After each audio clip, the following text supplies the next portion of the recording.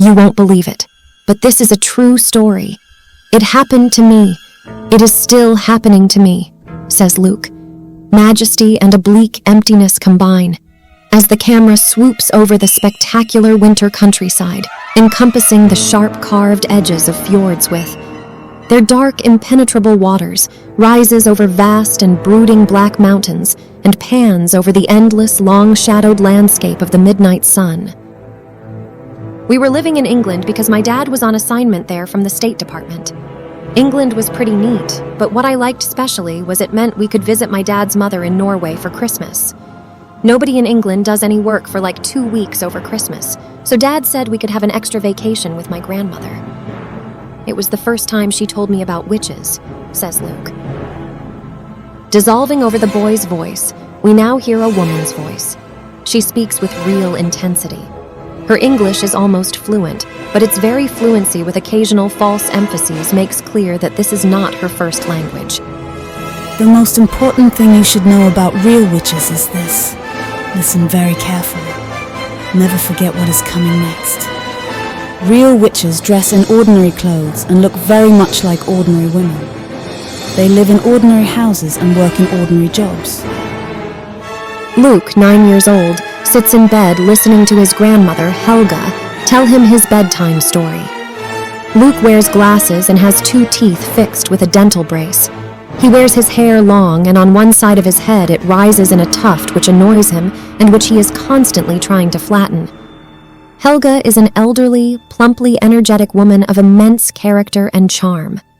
Anyone's ideal granny, alert and yet asterisk comforting, unassuming and yet a spellbinder.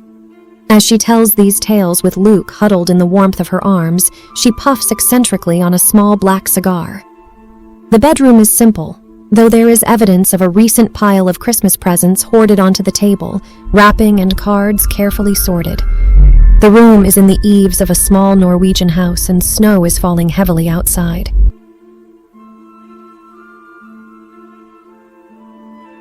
They spend their time plotting to kill children. Stalking the wretched child like a hunter stalks a bird in the forest. Real witches hate children. Real witches are quite bald, although of course they wear wigs which itch and cause them scalp rash. Eva looks out the window, peering down into the street below. Her POV, half a dozen children play in the street. Simple games with sticks and chalk marks on the cobblestones.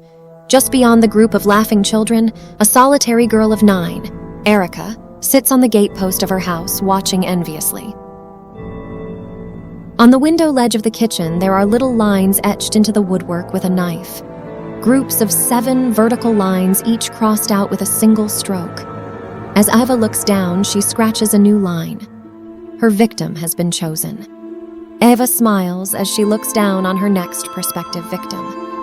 Is there a purplish glint in her eye? She puts the knife down, starts with surprise as she looks back again. Erica is running up the path to her front door as a repeated call comes from inside the house. The gatepost is empty.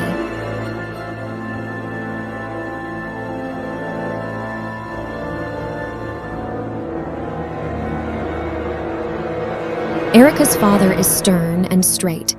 He is examining a painting which he has just finished hanging in the plain, bare living room. It is a farmyard scene.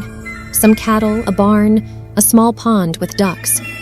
Erica stands politely awaiting his orders, looking at the painting with some approval. Do you like my new acquisition? It's very nice, Father. Go to Lawson's and buy a liter of fresh milk. Come straight home. Erica takes the money, and with something between a curtsy and a nod, she turns and runs from the house.